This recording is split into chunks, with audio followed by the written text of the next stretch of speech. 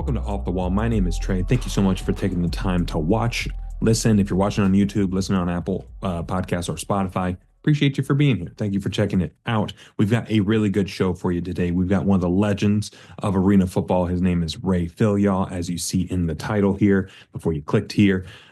He was one of the best quarterbacks in arena football in the 2000s. He played for the Indiana Firebirds, the Chicago Rush, the Kansas City Brigade, and the Cleveland Gladiators, and a couple more along the way. He was a very efficient passer, and he was just one of the best in the business all throughout the 2000s. So I was excited to be able to chop it up with him and talk about his introduction to the arena game, how he kind of got started, and the coaching staffs that really got him off to the right start, and some of the players that he started his career with, and some of the most memorable moments of his career that come to mind when he likes to talk about the game. And we talk about what he's doing with the Ray Philyaw Academy. So go give him a follow on the Ray Philyaw Academy socials, which will be in the description here. Let him know you heard him on Off the Wall, but super excited for you guys to hear that interview in just a minute. But before we dive into the interview, if you're watching on YouTube, hello, waving at you. If you're listening, you're really missing out on some good hand waving right now. If you're watching on YouTube, thank you. Please like the video, subscribe to the channel. We've been growing this thing out pretty well the past couple of weeks with the Turf Tapes. We had a recent episode of the Turf Tapes Volume 5 with AF1 Fan Zone. We watched a game from the 2015 AFL season between the Las Vegas Outlaws and the Spokane Shock, and it was a banger. It was a very, very good game. So go check out the Turf Tapes there. Some good highlights that came out of that. And anything you could possibly ask for out of an arena football game, that game provided, including mascots getting trampled during the game, kick returns, interception returns for touchdowns, one play drive after one play drive after one play drive. It was just nonstop action the entire time. So go check that out. That was a very, very fun stream. Big shout out to AF1 Fan Zone for hopping on for that one. But if you are listening on Spotify or Apple Podcasts, we still love you too. Rate the show on the show page, like the episode, share the episode with a friend that you think would really like arena football, and share with somebody that you think would get a kick out of listening to one of the legends of the game, Ray Philyaw, talk about his introduction to the sport and all that stuff. So, and make sure you also follow us on socials as well, at Off the Wall FB, F as in foot, B as in ball, Off the Wall FB. We are on Instagram, we're on X/Twitter, and we are on TikTok as well. So give us a follow on each of those, and shoot me a DM. Let me know that you heard the show, and let me know what you think. All right, so social plugs are out of the way. Let's dive into the interview. Here's Ray Philyaw.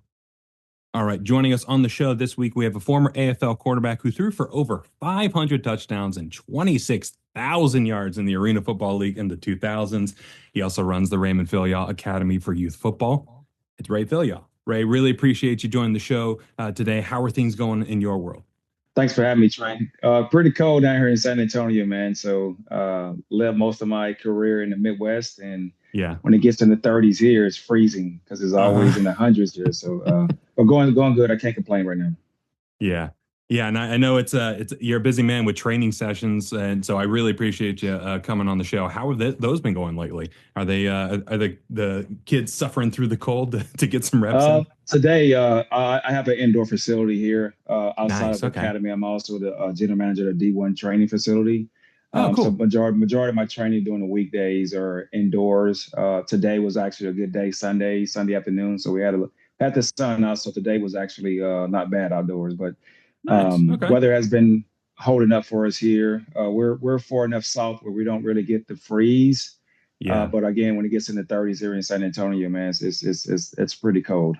Yeah, when you're not used to it, it hits a little bit different. Yeah.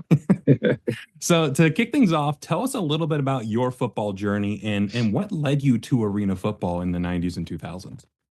So originally from Shreveport, Louisiana, went to high school there at Southwood High School, played football, basketball, baseball, ran track. We had to play multiple sports back in the days. It was just a thing that you did, and ended up getting an opportunity from ULM. It was actually Northeast Louisiana University. They offered me a scholarship to play quarterback there. I had a couple of opportunities, partial scholarships back then. It was to some bigger universities, to LSU, to Mississippi State. But but I guess to me, I wanted that opportunity to continue my career as a quarterback, and ULM was pretty much one of the only ones that was going to allow me to do that. Started my journey there. Went in as a freshman. Back then, it was actually a true developmental process during your freshman year. Totally different than what's going on now with the transfer portal. But so I had an opportunity to develop my freshman year. Ran scout team. Was probably one of the only other freshmen that was able to travel with the team. So I got an opportunity my first year to kind of experience the road trips, all of the home games, and uniforms. So it was pretty unique for me because that following spring, we got a new head coach, new staff came in, and it was this open competition, and I had an opportunity to compete for it. And I guess in life, all we ask for is an opportunity. And I had that opportunity. Right. I just took advantage of my reps that was given to me, and it was up to the coaches to make the decision. And I was in I've been a 3-year starter. From that, got an opportunity because back then I came out of college. It was a big deal with Doug Flutie in the CFL. The prototype quarterback back then was 6'5", 6'6", like a pocket passer, and I was more of a mobile guy back then. Yeah. So that journey to the CFL took off there. I was a couple of years there in Winnipeg with Kevin McDougal from Notre Dame. Learned a lot from him. Obviously, he was a franchise quarterback. I started to understand the business side of professional sports where, doesn't matter, the stats or whatever it may be of the starting guy. If they're paying him, pretty much he's their franchise guy. So they're going to give him more opportunities than anyone else. So a great guy, man. I had opportunity to learn from him, playing in quite a few games there as well. One of my coaches from that staff in Winnipeg ended up getting a job with Albany Firebirds. Okay. And I got invited to training camp there in 2000 and was one of the only rookies to make the roster behind Mike Pawlowski, Eddie Brown, Leroy Thompson, Derek Stingley. We had some pretty good. They had just came off winning the Arena Bowl in '99 again, I think against Orlando. And so I was one of the only rookies. It was me and Ricky Hall. We was only the two guys that was new from the old team from the year ago. So again, had an opportunity to sit back and just learn the game from one of the best that ever played it, Mike Pawlowski and Eddie Brown. Yeah. And after that year, that's when the NBC, ESPN, NFL owners began to buy franchises and move them into bigger markets. And partial owner of the Colts bought into the Firebirds and moved to Indianapolis. Sent home after the offseason, was told to get in shape. And, with me understanding that they was moving to a new location, it was going to be an opportunity for me to get another shot at becoming a starter. And I took advantage of my offseason, reported camp, and I became a 3-year starter with the Indiana Firebirds, free agent, moved to Chicago Rush for 2 years. Kansas City Brigade for 2 years, and I finished my career with Cleveland Gladiators before the league folded in 2008. So long journey. I had opportunity to meet some great people along the way, great teammates, great franchise, great coaches. So what I'm doing now today is based off of how I was taught the game from my original coaches and teammates. That's amazing. And it, like you said, you just need that opportunity, and you went where the opportunity was. And sometimes you needed a change of scenery, like going from Indiana to Chicago. It's like, all right, that's where the next opportunity is, right? So that's amazing to see, like, some of the success stories that come out of arena football, especially in that era where you got in, like you said, right when it was starting to explode with all these nationally televised games. What was your first exposure and introduction to the sport? Was it that opportunity to join Albany, or did you know about it prior to that? I did. I saw a couple of games on like, I think it was like TNT or whatever station they had that was on board. And I just remember watching guys like Cedric Bonner, Cornell Maynard, some of those guys playing, Eddie Brown and Punky Cooper. I remember watching those guys playing. I was like, that's pretty cool. But I never really thought about it because it wasn't any teams that was like from the South. So it wasn't like I had an opportunity unless I got invited to a camp. So when I finally got in, I felt like this can be a home for me. Obviously, I think the ultimate goal for any professional, for any football player is the NFL. But at that time, the AFL was a D league, was a developmental league for the NFL. So we had all the perks, the player benefits.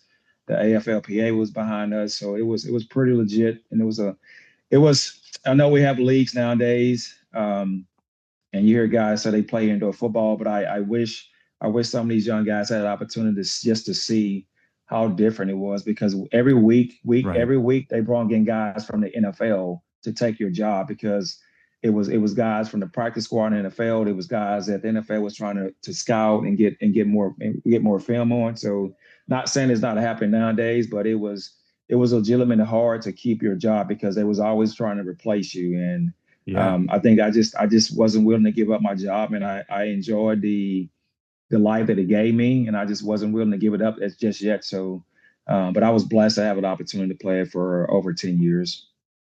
Yeah, that's crazy to think about where like even if you had the experience of like the arena game is obviously very different from the Right, outdoor game, but still it's kind of refreshing in a way to get some of those new players in the mix because it's like an iron sharpens iron type of thing where it's like, right, all because right, I'm going they, to stay my best. yeah, because they came in.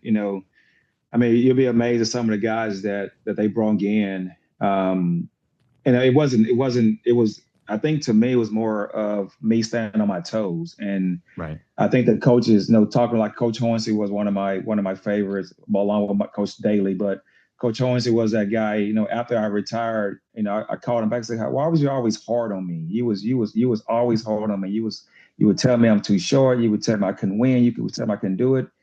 And he was like, "Do we win games?" I said, "Yes." So do we play in the playoffs? I said, "Yes." He said, "So what are you asking me?" So as a coach, your job is to find out how to get that individual going, right? And to me, he Right. knew if he pissed me off that I will play better. And that was just the thing, though. And I get it now because I coach high school ball as well, and it's kind of like you got to know how to get that guy going. Some Right. guys, it might be their parents, might be their girlfriend, might be just a job in general. You got to find a way to piss him off so that he can go out there and perform. And I was able to perform on a high level, man. So I give thanks to him all the time because I get it now. I understand why he was hard on me because first of all, he knew I can handle it, but at the same time, it was just trying to piss me off so I can go out there and play better. Yeah, that actually feeds into the next question I had perfectly. I wanted to touch on some of the coaches that you had in your career, especially towards the beginning, like Mike Daly in Yeah. Indiana and Coach Ho in Chicago. What were some things you specifically took away from each of them that you kind of use in your coaching today? Like you mentioned it with Coach Ho, but was there anything in particular that stands out with Coach Daly? Yeah, from that 2000 Albany team, some of the coaches that was on that staff, you had Mike Daly, you had Coach Hornsey, you had Darren Obett, you had Mike Wilpo, you had Brian Parlow, you had Ed Hodgkiss, and all these guys went on to become head coaches across the league in LA, Yeah. Denver, Cleveland. So lucky for me, I was able to play up under the same system. Obviously, when Coach Hornsey got the job, he changed the terminology a little bit. Mike Wilpo turned the terminology a little bit. So it was still the same system. So I was able to be fortunate to play better because I had an understanding of the concept of the game plan. But Right. Coach Mike Daly was more of that. He didn't care who you were. If you didn't follow the rules, if you didn't hold yourself up to the standard, you were out. And obviously, quarterbacks or offensive specialists have a little bit more perks, but the standard was the standard.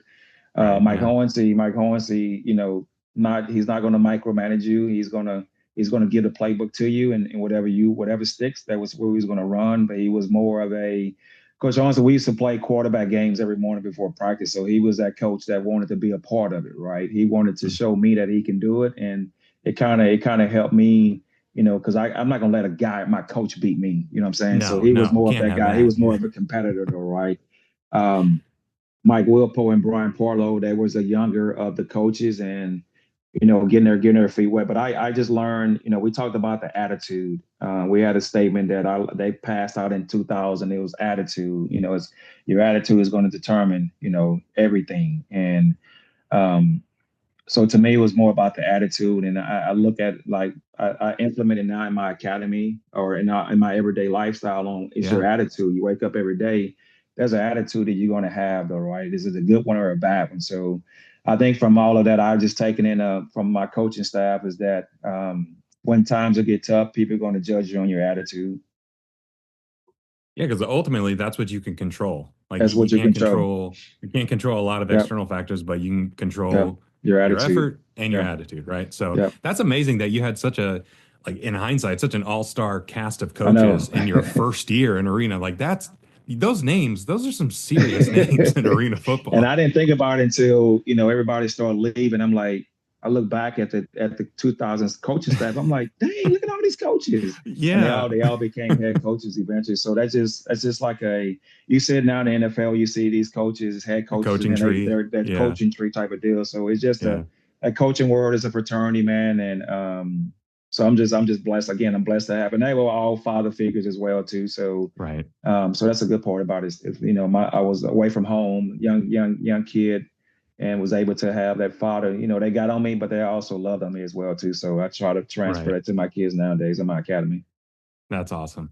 So towards the beginning of your career, Albany, as you said, Albany moved over to Indiana. As you kind of got established and got a feel for the arena game, it had to be pretty nice knowing that you had one of the all-time great offensive specialists to sling it to in the event where like, okay, when in doubt, throw it to Eddie Brown. Right. What was it like getting a feel for the game, having him at your disposal and be like, okay, if all else fails, we can throw it to Brown. It was good to have a receiving core like Greg Hopkins, Oh like we yeah. did, because me being a younger quarterback, and I being able to have some experienced players, where if I didn't play well, I had the surrounding cast around me to kind of help pick it up for us. So man, I talked to Eddie Brown to this day, man. I also thank the AFL for just allowing me to have a lifelong life friendship with a lot of guys, though, right? So Right. um, he was different. He was a different guy, man. But I you can you, see you that. talk Yeah. about the love for the game. He made me a better. Sometimes there's players make coaches better, and receivers make quarterbacks better. And he's one of those guys for me to kind of help me get my name out there, because I just knew if I threw in his area, he was gonna go get it. I remember throwing my a Yeah. touchdown to him in Indianapolis, and I ran him into the wall, and it was probably like my first touchdown. And I go to the sideline. I'm hooping and hollering. I'm in the game. I'm confident now. And he looked at me, boy, don't throw him into the wall again. I was like, okay. I didn't He know if he brought you was back down to serious or earth. not. Right? Yeah. He brought me back to down earth in a second. So, but I learned so much from him, man, that Yeah. it just made me a better quarterback. It's about more of the timing. He's like, anticipate me getting open and throw it to the area. So I just knew if I put it in the area for him, even when if he didn't have his head around, he would find an opportunity way to get to it. So I learned from him how to get rid of the ball quick and kind of adjust on receivers' routes and how they come out of their angles to be able to put the ball. Um, so I thank him a lot for that, and just my whole my that first year was pretty exciting for me, because again I was one of the rookies, and I had a veteran team, so it made it a lot easier for me to play, to compete. Yeah. Yeah. Absolutely. So I was doing some research, looking at stats, doing this, doing that, and I saw that I think you have the highest touchdown to interception ratio in AFL history. It's like 8.59 touchdowns for every interception, which is just an absurd to think about. What was it about the arena game that kind of clicked with you and allowed you to be as efficient as you were?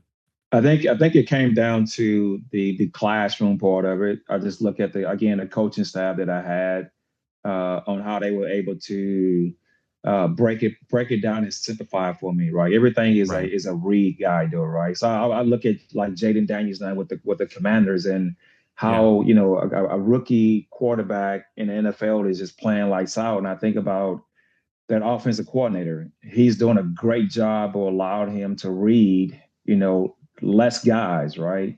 Yeah. And the ball is coming out. And I think, the way that the offense was structured for me, and it was just easier for me to read one guy, and if the guy does this, do opposite. And I think by doing that, and in the Arena League, we all knew that having the ball last, you pretty much win the game. So turnovers was big.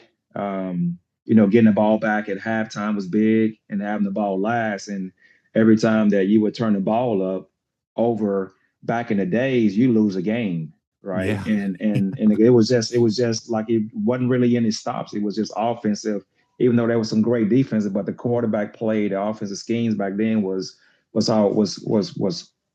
the charts. But I think to me, I had to learn early that if I turn the ball over, we don't win games. So that kind of stuck with me along my career. And so it was just, I mean, again, quarterbacks, we can't turn the ball over. No. And, Yeah. we don't, if we get a stop or a turnover from defense, that means we should be winning a lot more games. And that's kind of like what we did in my career. We was able to not turn the ball over and get stops. So I harp on it now with my quarterbacks because I know how important every possession is.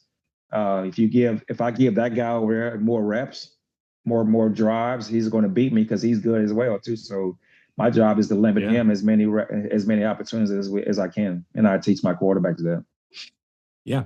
Be smart with the football and protect Be it. smart with the football, right? Throwing it away, throwing it into the stands for a fan to have a souvenir is not bad sometimes, right? Yeah. Not a bad So thing. I know my Yeah. defense is going to stop it. And I guess you got to kind of feel the game. Like when I played, I was always watching my defense. Give me the ball back. Give me the ball back. And because I want to see how that offense is rolling. If they're rolling and I'm like, oh, it's going to be a long day. My defense, they can't stop them. Then I Right. know right now that I can't turn the ball over. If I feel like our defense is stopping them and making them go for it on 4 down and they're getting it. Okay, now we gotta go. We gotta go, right? So I just try to make sure the Yeah. quarterbacks, hey, stay in the game and see how their quarterback and their offense is moving because if they're rolling, I know right now we can't go 3 and out. We can't go 3 and out because my defense can't hold them forever. At some point they're gonna break though, right? So I just try to make sure that we just stay in the game and try to see the tempo of the game and how their offense is rolling and how our defense is playing. But so I just try to, I mean, I just try to stay connected to the game as much as I can. Yeah. And as you should. Was there any particular game that stands out to you, like when you think back on your arena career, where you're like, dang, that was a fun one. Like that was a chaotic game, like just back and forth, and one that is like when someone asks about what arena football, you kind of lean on to kind of like, hey, this is what happened, and it was awesome. Yeah, there's a couple of them. I think my first year when we had to play Grand Rapids when I had Clint Dozell at quarterback, and Oh yeah. again, this is my first year and we make it to the conference finals. And I think I had 9 touchdowns. He had 10. We lost like 77-74, whatever it was. And my first year, right? And I lose in the conference finals. To me, is like I'm gonna get to the Arena Bowl every year, right? And then, Right. unfortunately, injuries and just stuff didn't work out. That was a high scoring game. So I'm like, how do you throw 9 touchdowns and lose? That's Right. crazy. Yeah. But that guy threw 10, right? He threw what he had the Yeah. ball Yeah. last and he scored, right? So that's when I understand. He was like, after the game, he said, you can't give me the ball last. And I was like, I didn't get it. I said, what are you talking about? He Yeah. said, you'll get it. He was one of the older guys. He said, you'll get it, rookie. You're going to have a great future. Um, so that was good to hear from him. And then the other game was the Confetti Bowl game when we had to play Colorado out in Colorado's Coach Horns against Mike Daly. And Yep. about 10 seconds up in the game, we got the ball last. Um, I threw a fade route and they passed interference in the end zone. Back then, it was you don't you don't get the time back if you take the penalty. The ball is on the 1 yard line, and um, we lose that time. They end up changing that rule where you can get the time back or whatever, Right. right? So we had to go ahead and kick the field goal to tie the game. And we went to overtime, and then we lost in overtime. So it's one of those deals where um, we threw the ball in the end zone. They threw a flag, and Colorado shut off the confetti because they thought they won a game. Nobody saw the flag, so they had to clear Yeah. the field. We had to clear the field where the kicker had to kick the ball from.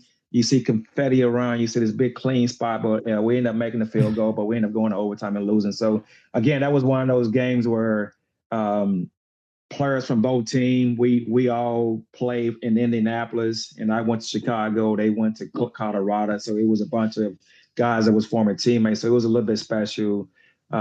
We both were pulling for each other. Obviously, Colorado went on to win Arena Bowl that year. Uh-huh. But it was one of those games that rule change, that's in place now. But it was just a couple of games like that I remember because it was one of those games where it was exhausting, man, because it was just some firepower names in the game at that time. So those are Yeah. probably two of the games I remember the most. Yeah, the old confetti game. That's that, that was I an know. absurd one to look back on. Yeah, and it makes sense, like, and especially in the AFL in the 2000s, like the pool of players wasn't small, but everyone was so well connected. Like you said, like the players you were playing against, you played with earlier, and that seemed like it happened a ton. So it's kind of cool that you kind of had this like fraternity, so to speak, Right, right, of right, like right, right. players you played with. Like, oh, I played with that guy last year. I played with that guy four Yeah, years ago. Like that's so interesting to hear about and develop those connections yeah. for a lifetime. Like Derek Stingley, his son's with the Texans, and I talk to him pretty Yeah. much every week. So he was actually my roommate when I first went to Albany. Oh wow. So I've been knowing him since 2000, and no, it's 24 years later, and we talk like it's yesterday. Yeah. So because I remember when we were playing, when we got into coaching, because he also gave me my first coaching job when he was with the New Orleans Voodoo, and Hmm. watching little Stingley Jr. walk around the locker rooms, and to see him nowadays being one of the best DBs in the country. Yeah. Stories like that, man, is the relationships, because now we're all dads, and we're just trying to align our kids to have the same opportunity if that's what they want. And Right. sometimes our paths kind of open more doors because of what we did, but at the same time, our kids have to go out and make it happen themselves, though. Right. Yeah. You can lead them to it, but Right, they gotta right, take that step. right. That's actually a perfect transition to what I want to talk about next, about going from playing to coaching. You wrapped up your playing career, got into coaching shortly after. What was that transition like? Was there anything that surprised you the most about coaching after playing for 10, 15 years? And was there anything that you may not have realized while you were playing? But my first coaching job was in high school in Shreveport, Louisiana, Calvary Baptist, when Doug Peterson was the head coach. Oh, wow. Okay. So we went to the same college. So he was able to give me, but he ended up leaving that spring. So I never had an opportunity to actually work up under his staff because he got a job with the Mm, Eagles at the time. But um, I guess for me was because I came from a professional league, is was trying to figure out, having a freshman football player and understanding why he doesn't get it. And right. can I not trade him? Can I sign somebody else? They Yeah. telling me this is just high school. So I think the patience part of it had to, because you get a lot of guys that may have played the sport and they just can't coach it because it's the patience a part of it. And I had to Yeah. learn it early on, because I'm like, why don't you get what I'm telling you? But at the same time is we played on the highest level. So what some of these kids, they're just freshmen. Like, we were trying to teach them something that is going to take time for them to figure it out. And once you was able to do that, and again, it goes back to knowing your players, knowing who you have, and knowing what you have to work with. And got an opportunity to coach in the Arena League for 5 years with Orlando. With New Orleans Voodoo and Jacksonville Sharks and San Antonio Talons. And Uh-huh. at that time, it was pretty awesome because Cedric Bonner was calling a game. Um, and he would, after the game, we got our butts whipped, and after the game he called me and he's like, Philyaw, what are you doing? I was like, what are you talking about? He said, why are you calling those plays for that quarterback? And I was like, what do you mean? He's not you. You can't run plays that works for you. And I was like, Yeah. I got it. I get it, because I was forcing Right. my quarterbacks to read multiple guys. I didn't simplify like I was taught when I came. I just wanted to throw it out there. So when he Uh-huh. called and told me that, it kind of like opened my eyes. Like, you know what? I got to figure out who I have and make it work for him. And from that point on, but to make it understand that it's not about me. It's about, hey, what do you know in this playbook? Okay, okay, we're going to add that, right? So start getting more feedback from the players, because they're the ones that are out there playing. Like, for me as a coach, for me to be a better coach, if my quarterback plays better, if our offense plays better, then obviously we're doing something right. Now we can start to add more plays. So I have to figure out, like, understand and take a step back and be like, hey, you got to figure out, this playbook is only going to work if you have the athletes, but how can I simplify so these guys can understand what we do and still win games? Right. Yeah, I've been getting really into the X's and O's of arena Mm. football lately, and like from the offensive coordinator position, what does the construction of the playbook look like? Like, where do you even begin? Like, I don't even know. Like, is there a standard first play that you put in the book? Like, how do you go about like determining what do you put in there? Yeah, so I have my own playbook from day one of training camp all the way to the Arena Bowl of that, or the bowl of that year though, right? Like what we do weekdays, what days Hmm. we have off, what days we travel. If we make it to the Arena Bowl, what do we do? We travel to the city that week. This is how it's gonna be breaking down. So I think when you write out the plan from start to end, you have a vision of probably reaching it, because you know, right? If you just write it out to the end of the season, then you don't know what the playoffs hold, and your season might end at the end of the season. So for me, I Yeah. think when it comes to the offense, and I think about, you know, a lot of guys that don't make it, in the NFL on a professional level, is because at some point we just throw a book at you, a playbook, and we want to know what sticks, right? So for me Yeah. is I have about six formations. Um, that's pretty much the foundation of the playbook. You have to know these six formations to understand what we're doing. um, don't just learn your position, learn other positions, so you know why you have to run a hitch and you can't convert because I got to post over the top.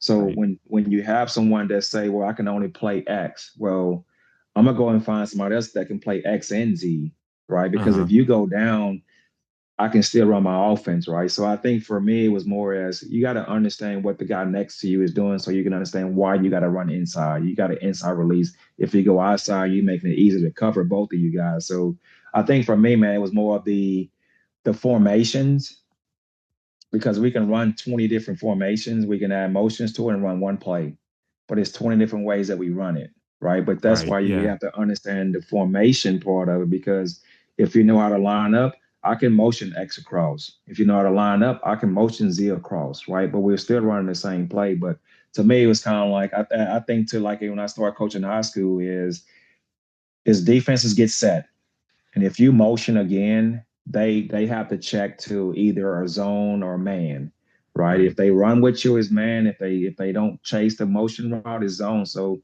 how can we simplify for my quarterback for him to know pre-snap is going to be zone or is going to be man? You can watch in NFL when you have like a Travis Kelsey like do like a short motion, then he goes back, or he's only moving to see if somebody moves with him. Right. If Yeah. nobody moves with him, then now I know now it's zone. If I do, I mean, obviously you can determine it a little bit. You can be a little bit fancy on defense, but when you're younger and on the professional level, like arena ball, if your motions determine a lot, and it kind of helps the quarterback get a key. Like, what's my key before pre-snap, right? So for me, it's just a putting in the foundation of the playbook, and then start adding from there.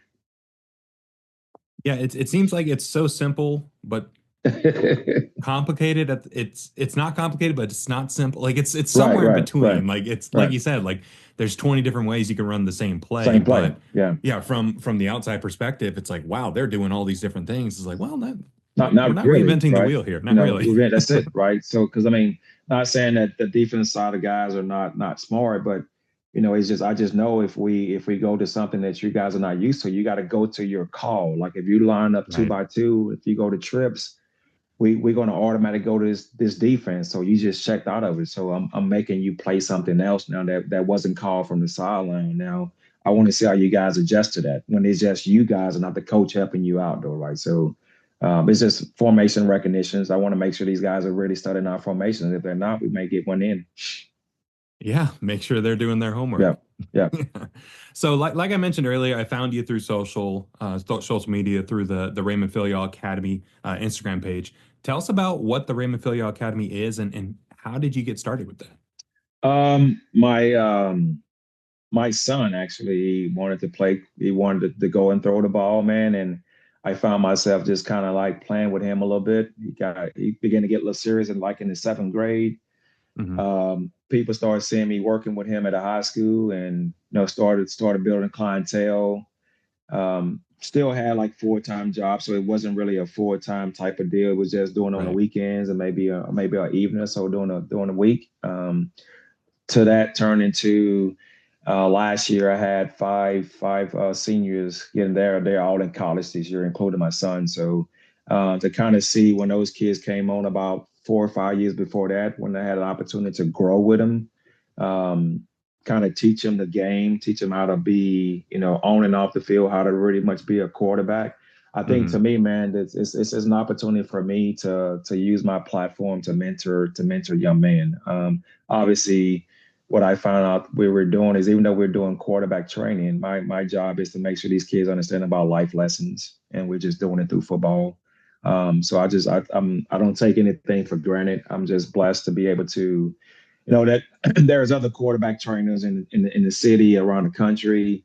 Right. Um, I don't fight to work with this guy. I think that whatever comes my way, whatever comes to my academy is meant to be, and my job is to make sure these guys are really learning about life lessons because I think through sports you learn a lot about life. I had a kid Right. last night playing in San Antonio All-Star game, so to me, they give me all they call and they thank me for always pushing them. But to me, man, it's kind of like this is all you, man. I'm just blowing a whistle and telling you what to do, and Right. this is all because of your hard work. So it's those are the days that makes it worth my while and what I do.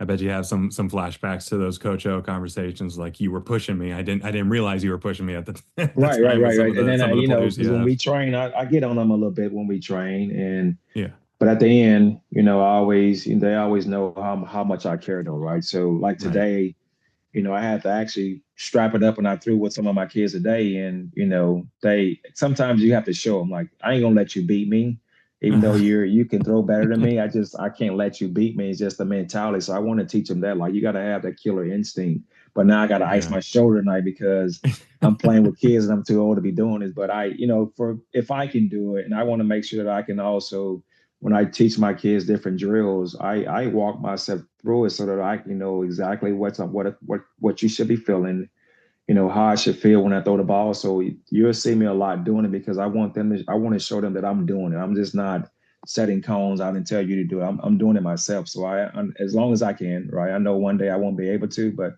as long as I'm able to move around with these kids and I'm gonna enjoy it and show them, how to lead.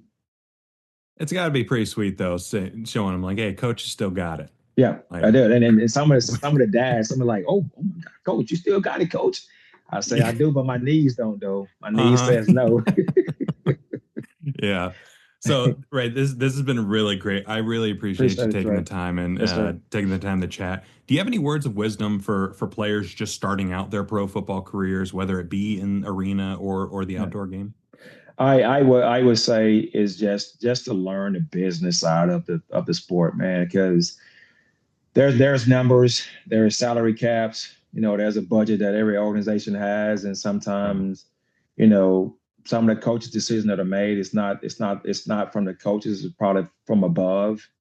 And just because this coach may say no, or you didn't make the training camp cuts from this team, doesn't mean that it's over. If you really want it, you gotta sometimes you gotta go and chase it. Sometimes it was me going to Indianapolis, right? So Yeah. um, and be ready, right? I know a lot of guys they want it, right? And most have to work a full-time job and they still want to chase that dream. Um, you got to find time to work. You got to find time to work out, right? Because if you get a phone call, it can be your dream call, and they actually come in for training camp or come in for a workout. Are you ready? And what tends to happen is some of these guys be like, "Well, I'm not gonna get a phone call, so I'm gonna start working out." Then that team calls, and they got to go work out, and then what Uh-huh. they put on display is kind of like, "Man, what is this?" And then all of a sudden, it's a coach's fraternity. They communicate with each other, and now you're out of the circle. So Yeah. um, it's a and I'm on both ends, right? Chase it, but at the same time, I'm looking back now is, if you got an opportunity to move on to something more successful, because obviously football and sports runs out eventually. Yeah. Don't be afraid to live with the memories you do have and kind of move on. I would say, get into coaching, get into coaching earlier. That way you still can get the competitive competing. You're just not doing it physically. You're doing more of a mental because you're having to game plan now. But that's my advice to anyone who's out there that's thinking about the profession because sometimes some of these kids are very educated where they don't have to chase it until the wheels fall off. So just move on to Right. coaching because if that's a coaching tree that can go a long way too. Yeah. Yeah, absolutely. Well, like I said, this was great. This was awesome. Really appreciate the time. We'll link the socials to Okay. the Raymond Philyaw Academy in the YouTube description and Spotify and Apple Podcasts description as well. So thank you again for hopping on Appreciate it, here, Trey. and Thank you, sir. we'll stay in contact. All right. Thank you, sir. Big thanks again to Ray Philyaw for joining the show today and talking about his arena football career. He is one of the best in the business, especially when you look back statistically. I still can't get over that 8.6 to 1 touchdown to interception ratio throughout his entire career. That is just absurd.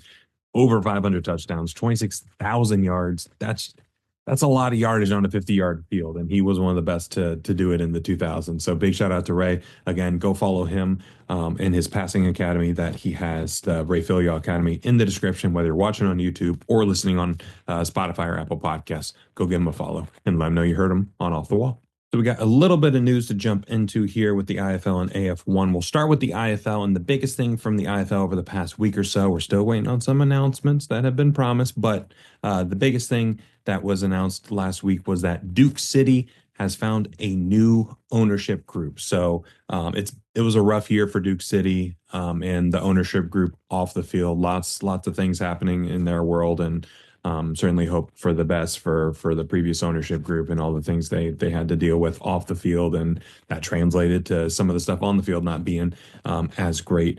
But they're slated to return to the field in 2026 and return from dormancy with a new ownership group, and that is very, very good news. Albuquerque, New Mexico just seems like such a great market for indoor football.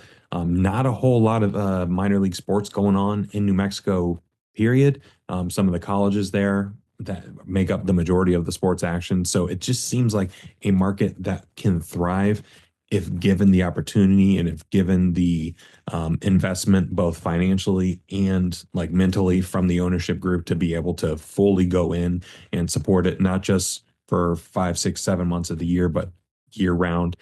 So I'm excited to see Duke City come back from dormancy in 2026. Still have a low ways to go. Like we still have an entire 2025 season and calendar year before we get to that point. But Duke City was is one of the cooler brands in the IFL, for just being honest. Their color scheme is great. The Duke City Gladiators is a very, very cool name. So I think the IFL will be better off with them being in the mix in 2026. And if they can come back from dormancy, maybe we see Sioux Falls potentially come back from dormancy. Maybe we see a couple teams potentially join over the next couple of years. I think the target number for the IFL was around 24 eventually over the next few couple years, probably like 5, 6 years.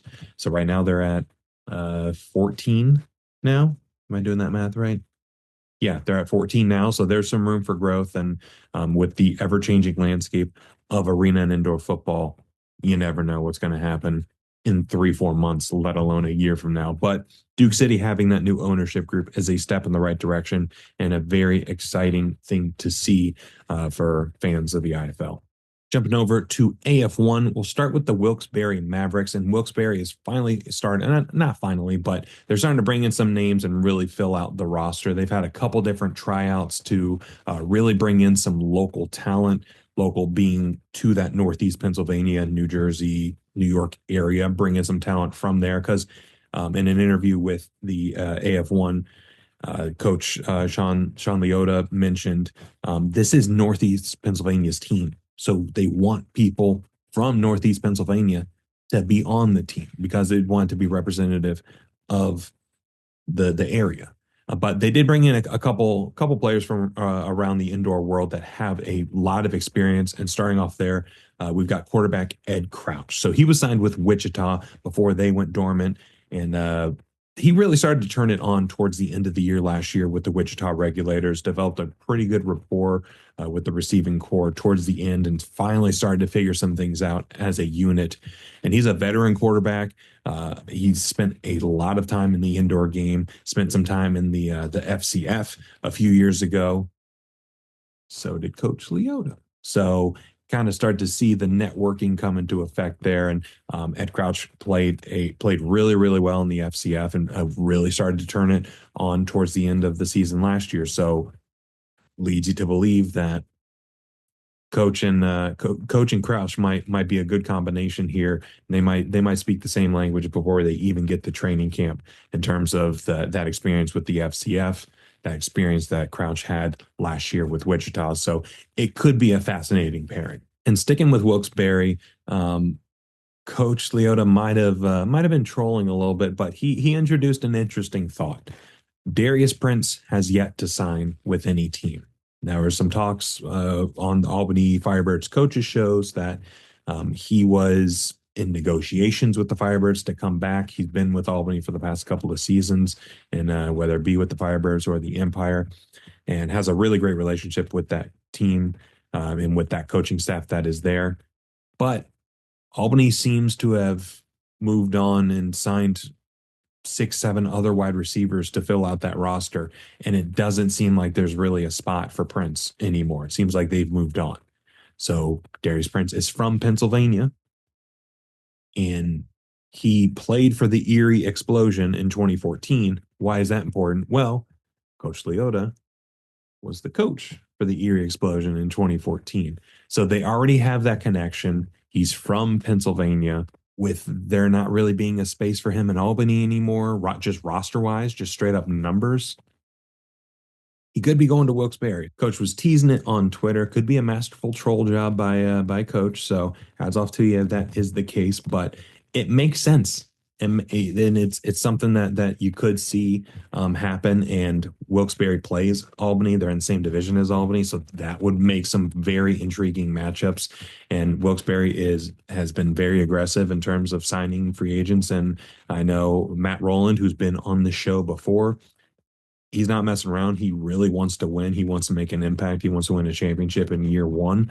What better way to do that than to sign one of the most impactful offensive players of the past decade of arena football? Moving on to the Arizona Bandits. Arizona signed a defensive lineman that I really enjoyed last year. His name is Henry Kellogg. He is signed on for the 2025 season. This guy's something special. He had 7 sacks in a game last year against the Washington Wolfpack when he played for the Salina Liberty. And he is just a very good pass rusher. He is so good, and he is so quick to get around the edge and to beat the lineman in front of him. And he's going to make an impact. He would have made an impact by himself, but you pair him with somebody at the level of Ulrich Jones, who's already signed with the Arizona Bandits. That's a crazy combination on the defensive line. Then at linebacker, you got Jeremiah Spicer, and you got a ton of people that they've signed on the back end.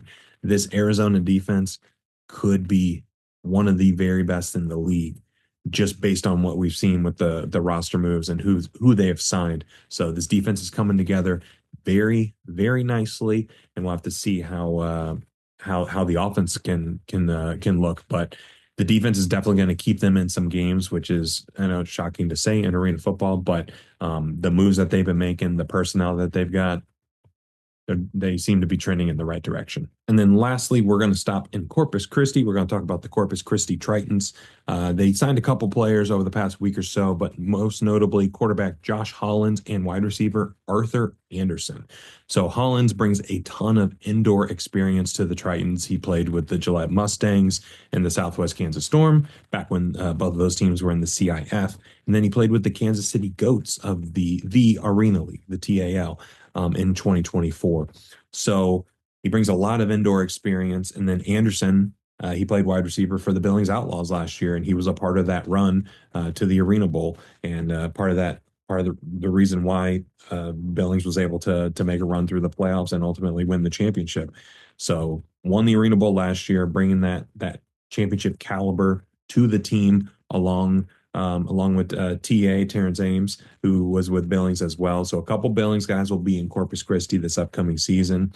But with Hollins coming over, it's starting to look like the Tritons might be trending more towards that indoor style, where like Southwest Kansas from last year, where running a lot of plays out of shotgun, doing a lot of QB runs, doing a lot of designed runs that aren't typical to the traditional arena game, but can still be equally as impactful if done the right way. So it'll be interesting. That's just my educated guess based on the personnel that they've signed and who they've announced so far. That could be very wrong. They could be shifting the skill sets of some of these guys, and they could be going with that traditional arena route. I don't know, but we'll wait and see. But Corpus Christi is looking another team that is starting to bring in some good guys, and it looks like they're going to be able to field a pretty competitive team in that first year of playing in the AF1. They've only been around for 2 years at this point, so they don't have a ton of experience as a team. They don't have a much team history behind them, but their branding is pretty cool. So they got that going for them, and I'm excited to see what this new ownership group for Corpus Christi can do. And that's the show. Thank you so much for checking it out. Whether you're watching on YouTube, listening on Spotify or Apple Podcasts, appreciate you for being here. Again, if you're watching on YouTube, like, subscribe, comment, do all that stuff. Spotify, Apple Podcasts, do the same. Rate the show, subscribe, like, share the episode with a friend, all that stuff. It really, really does help. And make sure you're following us on socials as well at Off the Wall FB, F as in foot, B as in ball, Off the Wall FB. We are on Instagram, we are on X/Twitter, and we are on TikTok. And don't forget to follow the Raymond Philyaw Academy in the description below. Big thanks to Ray for joining the show and talking shop about his career in arena football and what he's got going on with the RPA. So yeah, we should be hearing some additional information here soon. I feel like I've repeated that multiple times, but hey, we're going to be as patient as we can. Let the information flow to us at the rate that it flows to us. But I'm excited to ramp things up here and get closer and closer to arena and indoor season. Go check out the turf tapes if you haven't already. Go check out some of the other content creators in the arena and indoor football space. Had an interview with Big Boy Sports, which was really cool. So go check that out.